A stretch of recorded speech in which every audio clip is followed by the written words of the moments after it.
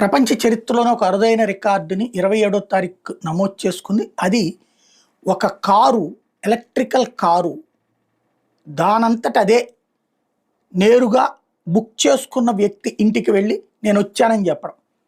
EV కార్ల చరిత్రలో లేదా అసలు టోటల్ రవాణా రంగ చరిత్రలో ప్రపంచంలో మొట్టమొదటిసారి డ్రైవర్లెస్ కారు నేరుగా ఇంటికి వెళ్ళి నేను వచ్చానని చెప్పుకునేటటువంటి పరిస్థితి ఏదైతే ఉందో అది. ఇప్పుడు అలాంటి ఫీట్ చేసినటువంటి టెస్లా భారతదేశంలో తయారీకి మాత్రం ముందుకు రావట్లేదు, కానీ అమ్మకానికి ముందుకు వస్తుంది.